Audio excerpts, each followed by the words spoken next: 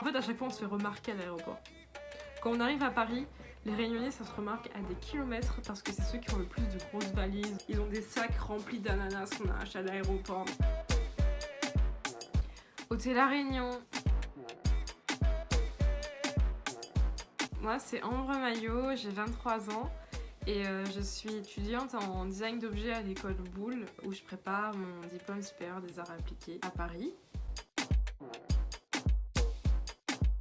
Je viens du port, je suis née là-bas, j'ai grandi là-bas. L'art et le design et tout, ça n'a pas été quelque chose de super évident toujours. Enfin, ça a été évident comme quelque chose qui fait partie de moi, comme une passion en fait qui a toujours été là. J'ai toujours dessiné, j'ai toujours aimé bidouiller des trucs sur mon ordinateur. J'ai beaucoup aimé la photo aussi pendant longtemps. Mais ça n'a jamais été comme une possibilité professionnelle parce que disons que je viens d'un milieu social moyen et ma difficulté première toute ma vie ça a toujours été financier. Mes parents ils ont eu peur premièrement que je fasse un métier artistique parce que ça paye pas.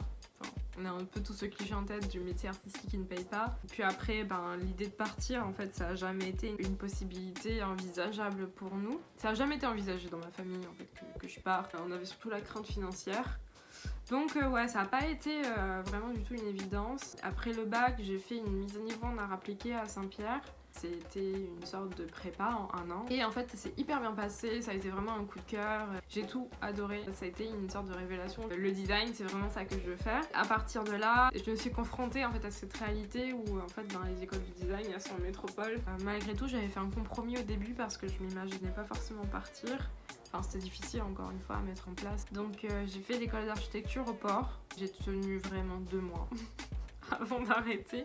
Ça correspondait absolument pas à ce que je voulais faire. Je peux pas foutre en l'air en fait ma vie comme ça juste parce que je m'imagine pas partir quoi, enfin c'est pas possible. Donc j'ai travaillé comme une vendeuse textile pour monter une petite économie. À mes problèmes financiers, j'ai tenté de trouver des solutions au travers de certaines aides. Je suis pas boursière du Crous donc en fait ça a été assez compliqué de ce côté-là. Les institutions elles suivaient pas toujours.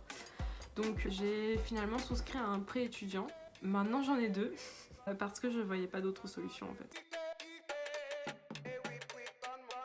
Une fois que j'arrive en métropole, j'ai un appartement, je suis face en fait à la réalité. En fait là je suis vraiment toute seule, il n'y a plus maman, il n'y a plus papa. Et je suis juste seule face à moi-même et à ce rêve en fait qui est très compliqué d'accès tout à coup. J'ai été prise à l'ENSAMA Olivier Serre, qui est une école de design assez réputée à Paris. C'était un peu particulier parce que j'avais jamais voyagé avant. J'arrive en métropole pour la première fois et là il y a une espèce d'ascenseur émotionnel. Je crois que ma première journée j'ai vraiment passé qu'à pleurer. Ce qui m'a manqué c'est ma famille. Je suis arrivée dans un appartement qui était vide en fait. Il était meublé mais il n'y avait rien. Il n'y avait pas de drap, il n'y avait pas d'oreiller, il n'y avait pas d'assiette, il n'y avait pas de verre, pas de serviette pour me laver. Je venais de faire 11 heures de vol, j'étais claquée. C'était très difficile. Et c'était vraiment dans le dur quoi. Mais bon, j'y suis arrivée. J'ai finalement trouvé des magasins où on vendait des serviettes, des trucs comme ça. Enfin voilà, je me suis débrouillée. Alors je vais pas réussir à résumer en un mot, je vais résumer plutôt une expression du coup pour revenir un peu sur les difficultés financières. Pas capable et mort sans essayer. Moi au départ c'était vraiment pas une possibilité, enfin ça paraissait comme quelque chose de très inaccessible de faire mes études en métropole et surtout à Paris. Je suis assez fière de ce que j'ai fait pour le moment, d'y avoir cru, de m'être battue à fond pour ce rêve là. C'était vraiment de devenir designer. Artiste, designer, et finalement je le touche du bout du doigt. Je suis en année diplômante, pour l'instant j'ai l'impression que ça a fonctionné et je peux dire que ça fonctionne déjà plus ou moins parce que je suis déjà en fait artiste visuelle avant d'être diplômée. C'est quand même très très cool. J'ai fait ma première exposition personnelle à La Réunion en septembre, ça s'appelait Camaillant de voyage interconnu et ça se passait à Constellation à Saint-Denis. C'est une association qui représente des artistes et qui produit des expositions en art contemporain. Ils m'ont donné carte blanche pour ouvrir leur toute nouvelle galerie. C'était vraiment exceptionnel en fait comme opportunité, surtout à mon âge et tout. J'étais hyper contente de ça, je suis très très fière de ce que j'ai monté pour cette exposition là. Donc voilà quoi, mon objectif il est partiellement atteint déjà et pour ça je suis hyper reconnaissante envers tous ceux qui m'ont soutenue et surtout envers moi-même quoi parce que vraiment je me suis battue, faut le dire. Faut aussi que je me dise merci à moi-même à un moment donné et voilà.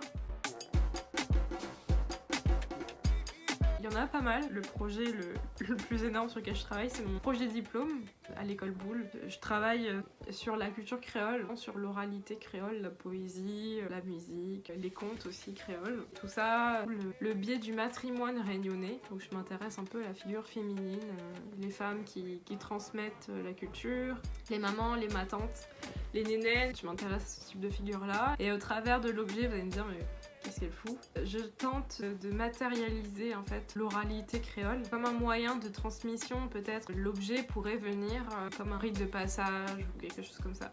Donc mon but, voilà, c'est un peu de matérialiser l'immatériel à La Réunion, dans notre culture. Il est très fort, il est de cœur. Je peux pas passer un an sans retourner à La Réunion. En fait, je me vois pas comme vivant totalement à Paris et je me vois pas comme vivant totalement à La Réunion. Je me situe un peu comme dans un entre-deux que j'aimerais bien garder pendant un certain temps parce que en fait, ça me permet des opportunités sur Paris. Un développement professionnel et aussi parce que mon projet de diplôme mais que j'aimerais porter aussi pour plus tard, que j'aimerais donner de la visibilité, pas qu'à La Réunion mais aussi en métropole. Mon premier conseil vis-à-vis de mon expérience, c'est vraiment d'y croire. Si vous avez un rêve que vous avez envie de porter et que vous êtes en train de vous brider juste pour rester à La Réunion, ça vaut pas forcément le coup. Je pense que en fait, les étudiants ultramarins, pour la difficulté qu'on traverse et tout, de quitter nos îles, on a une force en fait. Je trouve que les Réunionnais, honnêtement, on est grave fort, on est très talentueux, on brille quoi. Franchement, depuis que je suis à Paris et que je rencontre des Réunionnais ou alors même des Antillais, on a vraiment une force qui est assez incroyable. Donc faut croire en fait en cette force-là. Parce que c'est vrai qu'on a un peu ce devoir de rendre fiers nos familles, aussi mettre La Réunion en l'air en fin de compte. Faut vraiment y croire, pas capablement sans essayer encore une fois. Faut se donner à fond, faut se battre et tout, c'est vraiment pas facile. Je vais pas mentir, hein, j'ai des gros problèmes financiers, mais j'y arrive parce que je trouve des solutions, parce que je me bats et parce que je crois en tout ça quoi. J'aimerais dire aussi que c'est bien de partir, mais je pense que c'est tout aussi important qu'on revienne aussi. On pousse beaucoup les jeunes à partir et on les pousse pas assez à revenir. C'est important de revenir parce qu'en fait La Réunion va pas avancer sans nous. Ça me tient à cœur en fait qu'on fasse avancer La Réunion ensemble. Quand je reviens à La Réunion, tous les ans, avec l'ADOM, on a droit à 2 bagages en soupe de 23 kg chacun. Moi j'avais mal lu ça. À un moment donné c'était écrit qu'on pouvait prendre un bagage mais genre de 30 kilos ou 35, un truc comme ça. Moi j'avais pas de valise, j'en avais qu'une seule et du coup je l'ai blindée. Mais en fait tous les ans je fais ça. Je blinde les pots de miel, les pots de confiture, ça pèse lourd ça. Tout le monde te donne plein de trucs donc t'es obligé de partir avec. Et du coup t'avais une valise qui pesait mais genre 35 je crois, enfin, c'était vraiment très très lourd. Je suis arrivée à Métropole, il y avait 3 poignées sur la valise de base et en fait il y en avait plus du tout. Tout ça sous le poids des saucisses fumées et des confitures goyavier quoi. J'ai oublié de faire la conclusion de la vidéo. Donc la me refait mon cas vite fait. Juste pour demander où et où, c'est quoi d'histoire.